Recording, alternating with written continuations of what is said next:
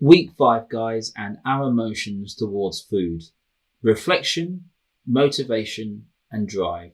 This is a really great subsection of the course, guys, and we hope it helps you. Reflection. Firstly, we need to reflect for a moment before we move forward.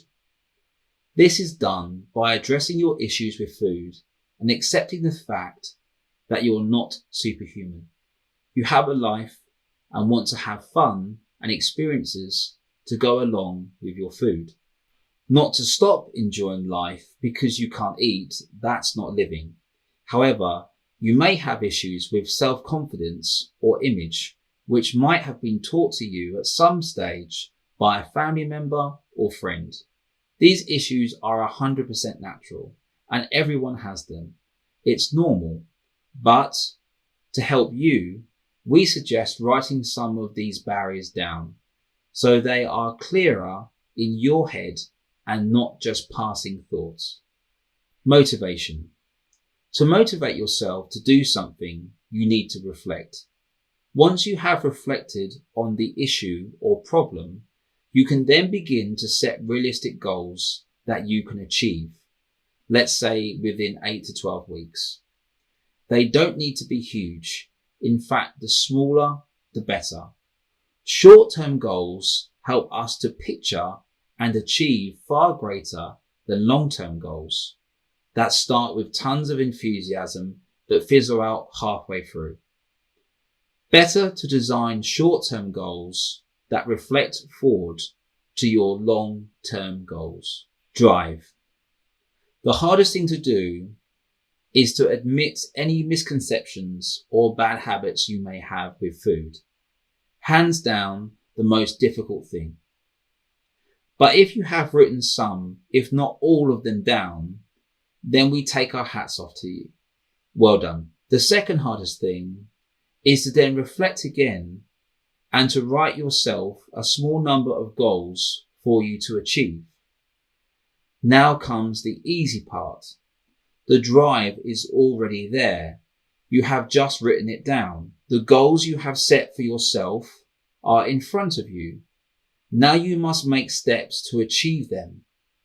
Finding drive comes from all sorts of places, from external places such as outdoor or indoor activities. You can also find inspiration from people who have given great advice, or you may admire people who have been in the same position you are in now. Don't believe us? Here's a brief piece of motivational drive on the next page. Our emotions towards food. Reflection, motivation, and drive. So guys, before we continue, this small piece here on your PDF or on the screen that you're watching is a subsection about myself and my journey with food, and also my relationship with my autoimmune disease, ulcerative colitis. When I was 8, I was diagnosed with a hereditary disease called ulcerative colitis, an autoimmune disease that affects the lower bowel and causes it to rupture and bleed when inflamed.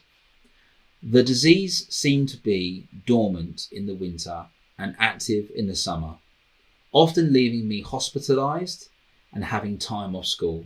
At some point in my mid-teens, my colitis struck. I turned very sick and ended up spending much of my summer in a hospital bed, missing college and my exams. I was gutted. Then, when I got well again, I decided to take up running, as I had heard that exercise can help an autoimmune disease, such as colitis. So I thought to myself, what have I got to lose? So I started with possibly 1 to 2 runs per week and watched my body transform from being slightly overweight to quite skinny and toned. And people were throwing compliments at me and I couldn't believe the weight loss. So I thought, great, I'll continue with my running. And so it went on. But I began to lose more and more weight and skip my meals and snack on only fruit. I had developed a mentality of an anorexic. And my doctor told me I had to have all my medications for the colitis changed due to the extreme weight loss. The penny had dropped. I had been over-exercising and under-eating, thinking I was helping myself. It was not my intention to harm my body. I had gone too far, but the drive for self-improvement didn't stop just because I had hit a massive brick wall. I still enjoyed the training, but I needed to teach myself how to train and eat better. So I say this to you, plenty of people in life are quitters and will even buy into this course, but not take full advantage of all of its teachings and suggestions. They'll complain that they don't have enough time, or they've tried every diet under the sun. But it is not true. You do have time. This course is not a diet, it's nutritional guide. Find your reason for doing it for you and only you, and drive. So guys, that's just a very brief history of my relationship with food, or my poor relationship with food, and also my medical condition or disease.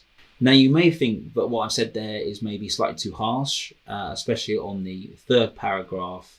However, what I mean to say is that I hope that you can find good reason to support your body and to be able to feed it well and to feed it right.